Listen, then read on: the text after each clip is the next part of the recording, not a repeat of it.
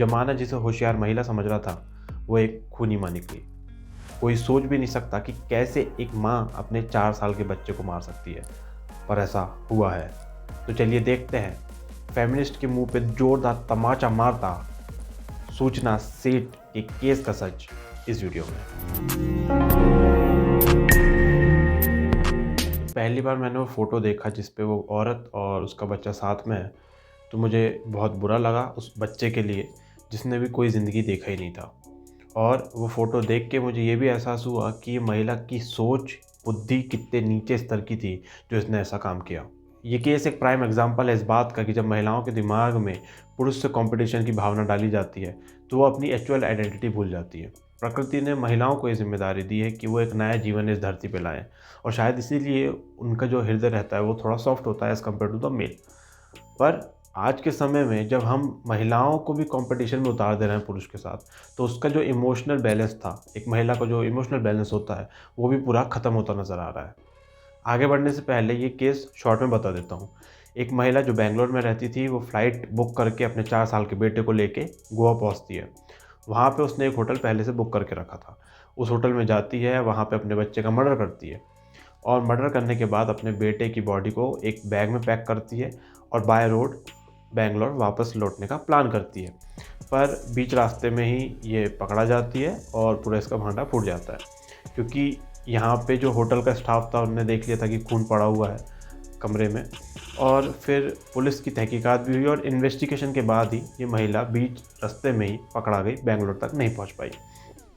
पर ये सब क्यों उसने अपने 4 साल के बेटे को मार दिया? इतना तुच्छ कारण किसी मर्डर का मैंने कभी सुना है ना देखा है कि एक फालतू सी बात के चक्कर में उसने अपने बेटे की जान ले ली। कारण सिर्फ ये था कि वो महिला नहीं चाहती थी कि उसका बेटा उसके पिता से मिले, क्योंकि अगर पिता मिलेगा तो पिता अपने बेटे को देख के खुश हो जाएगा, और महिला नहीं चाहती थी कि उसका पति खुश हो। ये केस अगर आप शुरू से देखेंगे तो पता चलेगा कि किस तरीके से समाज का जो स्ट्रक्चर बिगाड़ा जा रहा है। जो पहले के टाइम चीज़ें की जाती थी उनके क्या कारण थे, और उसको जब हम बदल रहे हैं तो उसका नतीजा क्या हो रहा है। मैं एग्री करता हूँ कि चीज़ें जैसे पहले चलती थी वैसा पूरी तरीके से नहीं चलाई जा सकती, डेफिनेटली। पर कुछ चीज़ें ऐसी हैं जो हम जबरन में किसी दूसरी संस्कृति के चक्कर में फंस के अपने यहाँ का पूरा स्ट्रक्चर बिगाड़ रहे हैं। इसके साथ एक दूसरी जानने वाली बात वो ये है कि जिस कंपनी की ये फाउंडर खुद को बता रही है महिला, वो कंपनी इसने और इसके पति ने शायद मिल के चालू की थी, और 2019 के कुछ टाइम पहले पति उससे बाहर हो गया था। उसका ये कहना था अब तुम अकेले चलाओ, मैं दूसरा कुछ काम करूँगा। तो कंपनी की उसके बाद ग्रोथ भी डाउन हुई थी, जिससे सूचना सेठ परेशान थी। तो अब यहाँ पे जो फेमिनिस्ट बहुत राग अलापते हैं उसको भी झटका लगता है कि एक जो कंपनी की फाउंडर इस महिला को बताया जा रहा है, असल में ये सोल फाउंडर नहीं थी, इसके साथ इसका पति भी था।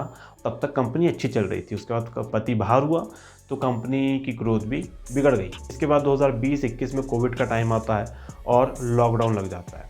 लॉकडाउन के कारण दोनों हस्बैंड वाइफ को एक ही घर में साथ रहना पड़ता है और कैद हो जाते हैं। कैद क्यों बोल रहा हूँ? क्योंकि ये दोनों के बीच बहुत लड़ाइयाँ होती हैं।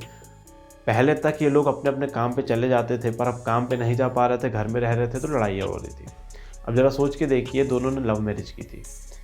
अपनी इच्छा से इन्होंने एक व्यक्ति को चुना, उससे शादी की, अब उसी के साथ नहीं रह पा रहे हैं। लॉकडाउन जैसी चीज़ में कई लोगों के साथ ये चीज़ हुई, तो सोचना चाहिए कि आपका भाई जो पति या पत्नी है, अगर आप उसके साथ नहीं रह पा रहे हैं तो या आपके अंदर बहुत बड़ी कमी है, या आपने शादी करते समय अच्छे से चुनाव किए ही नहीं। 2022 आ गया और अगस्त 2022 में इनकी लड़ाई इतनी बढ़ गई कि हस्बैंड वेंकट रमन घर छोड़ के चला गया। ये महिला पहुंचती है थाने और वहां पे एफआईआर कर देती है कि ये डोमेस्टिक वायलेंस मेरे खिलाफ कर रहा था, और डोमेस्टिक वायलेंस के चलते एक एफआईआर दर्ज होती है पति के खिलाफ। उसके बाद पति से भी पूछताछ होती है, पति कहता है कि ये सब झूठ है, ऐसा कुछ हुआ नहीं।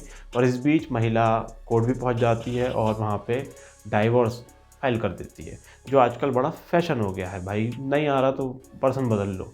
हम हरकतें ही ऐसी करेंगे कि सही चुनाव हम पहले करेंगे नहीं, खुद की हरकतें सुधारेंगे नहीं, और उसके बाद क्या ऑप्शन है? उसके बाद डाइवोर्स है। लड़का लड़की दोनों के लिए बोल रहा हूँ, क्योंकि समझदारी से फैसला लेना लोगों ने शायद कहीं ना कहीं छोड़ दिया है। उनको हर चीज़ मजाक लगती है। शादी तो उनको सबसे बड़ा मजाक लगता है, कर लेंगे, अभी काम कर लो, अभी जॉब कर लो, पैसा कमा लो। अब ये सब क्यों कर रहे हैं इनको यही नहीं मालूम। अगर फैमिली नहीं है तो तुम ये सब क्यों कर रहे हो। खैर, जब महिला कोर्ट पहुंचती है तो ये डिमांड करती है कि इसे अपने बेटे के पालन पोषण के लिए 2.5 लाख रुपए महीना एलिमनी अपने पति से दिलवाई जाए। ज़रा सोच के देखिए, महिला खुद को एक फाउंडर बताती है, बहुत सारे काम कर रही है, बेंगलोर में रह रही है, और ये अपने पति से कहती है कि हमको 2.5 लाख रुपए महीने का खर्च दो क्योंकि बच्चे को पालना है। अब 2.5 लाख में डेफिनेटली बच्चों को पालना आसान नहीं है, क्योंकि बच्चे का खर्च तो 10-12 हज़ार ही होगा, और ख़ुद के वीकेंड्स की पार्टी, मेकअप शेकअप, महंगे ब्रांड्स के कपड़े पहनना और मौज मस्ती के लिए 2.5 लाख भी कम पड़ जाते हैं। कोर्ट यहाँ पर कहता है कि जब तक फाइनल डिसीजन नहीं हो जाता तब तक पति अपने बेटे से नहीं मिलेगा, क्योंकि डोमेस्टिक वायलेंस का खतरा है। कोर्ट को लगता है कि पति शायद पत्नी के साथ मार पिटाई करेगा। पर इसी के साथ कोर्ट एक और डिसीजन देता है कि जो एलिमनी की डिमांड की थी महिला ने 2.5 लाख रुपए की, वो 2.5 लाख रुपए ना मिलके 20,000 रुपये महीना पति अपनी पत्नी को देगा, जिसमें पति एग्री हो जाता है। इसके बाद ये होता है कि पति कोर्ट पहुंच जाता है और ये कहता है कि मैं एलिमनी दे रहा हूँ, मैं अपने बच्चे से प्यार करता हूँ, तो बच्चे पे मेरा भी हक है। कोर्ट उसकी बात मानते हुए उसे इजाज़त दे देता है कि आप अपने बच्चे से हर संडे मिल सकते हैं। इसके बाद जब संडे आता है ये डिसीज़न के बाद, तो वेंकट रमन अपने वकील को लेके सूचना सेठ के घर पहुंचता है और बोलता है कि ये कोर्ट का डिसीज़न है, आप मुझे अपने बेटे से मिलने दीजिए। वो ऐसा नहीं करती, वो चला जाता है। अगले संडे फिर आता है। ऐसा करते करते 4 संडे निकल गए और सूचना सेठ ने अपने पति को, अपने एक्स हस्बैंड को उसके बेटे से नहीं मिलने दिया। रीज़न क्या था? रीज़न सिर्फ इतना था कि अगर बेटे से वो मिलेगा तो खुश होगा, और वो नहीं चाहती थी कि अब ये आदमी खुश हो। यही वो महिला थी जिसने अपने पति से लव मैरिज की थी। यही वो महिला थी जिसने शादी के 9 साल बाद बच्चा किया था उस पति के साथ। अब वो ये चाह रही थी कि ये पति उस बच्चे को ना देखे, देखेगा तो खुश होगा। खैर, ऐसा करते करते 4 हफ्ते निकल गए। अब 5वां संडे आने वाला था। सूचना सेठ नहीं चाहती थी कि उसका पति बेटे को देखे या बेटे से मिले, इसलिए वो गोवा गई, वहाँ बच्चे को मार डाला 5वें संडे आने के पहले। ये पूरा केस एक गज़ब की केस स्टडी बन सकता है कि कैसे जब हम महिलाओं को उनकी एक्चुअल आइडेंटिटी से दूर करते हैं तो वो कितनी आक्रामक हो जाती है और अपना पूरा रास्ता ही भटक लेती है। मैं ये नहीं कह रहा कि किसी महिला को अपने काम को छोड़ देना चाहिए या उसे नौकरी नहीं करनी चाहिए। डेफिनेटली जिसको जो करना है वो करे, पर ये महिलाओं को समझने की ज़रूरत है कि एक बहुत बड़ी जिम्मेदारी प्रकृति इन्होंने दी है, और प्रकृति ने अगर उन्हें ये जिम्मेदारी दी है तो उन्हें निभाना भी चाहिए। या तो आप अलग ही हो जाएं, संन्यास ले लें, या अगर आप नहीं करना चाहती शादी, तो आजकल वही है कि 35-40 पे उनको एहसास होता है कि शादी अब कर लेनी चाहिए, तो एक बहुत बड़ी प्रॉब्लम होती है। सूचना सेठ के केस में भी यही था। 35-36 की उम्र में वो माँ बनी। एक लंबा टाइम उसने अकेले बिताया था, तो वो जो बेटा उसके साथ था, वो प्यार थोड़ा बहुत रहा होगा, पर कहीं ना कहीं वो उसके लिए एक ऑब्जेक्ट था, एक चीज़ थी जिसे वो अपने पति के साथ नहीं बांटना चाहती थी। देखिए, कितनी ख़राब सोच के कारण, कितनी गंदी सोच के कारण एक बच्चा जो बड़ा होता, कुछ बड़ा कर लेता, वो बड़ा हो ही नहीं पाया। ये जितना गंदा माहौल बन रहा है उसके लिए 2 कौड़ी के फेमिनिस्ट पूरी तरीके से ज़िम्मेदार हैं। उन्होंने लड़कियों के दिमाग में डाल दी गंदी बातें, जहाँ हर दूसरी लड़की को ये लगता है अगर वो साधारण तरीके से रहेगी या जैसे उसकी माँ रही है तो शायद वो ज़िंदगी में कुछ कर ही नहीं पाएगी, या उसका पति उसे हमेशा मारता पीटता रहेगा और वो पैट्रियार्की और फलाना ढिमका वो उनका शुरू हो जाता है। असल में ऐसा कुछ नहीं है। साधारण तरीके से आप रहेंगे तो जीवन में अच्छी चीज़ें ही होंगी। आप जो भी जीवन में करना है, किसी कंपनी के आपको फाउंडर बनना है, कुछ बड़ा करना है, अच्छी बात है, पर देखिए कि आप मूल रूप से आपकी जो जिम्मेदारी थी आप उसे निभा पा रहे हैं कि नहीं। और ये जितना आप पैसा कमाते हैं, जो जॉब करते हैं या फलाना ढिमका जो भी चीज़ आप कर रहे हैं, वो सब इसलिए कि आप अपने परिवार के साथ सुखी तौर पे रह सकें। इसलिए नहीं कि आप परिवार को एक तरफ करो, काम पहले ज़रूरी है। जो कचरा इस महिला के दिमाग में था वो आज के माहौल के कारण ही था, जिसमें इसको ये नहीं मालूम था कि एक जान की क्या कीमत होती है। इसके लिए ये ज़रूरी था कि बदला पूरा हो और ये अपने पति को खुश न देख पाए। एक ख़राब सोच के कारण एक जीवन समाप्त हो गया।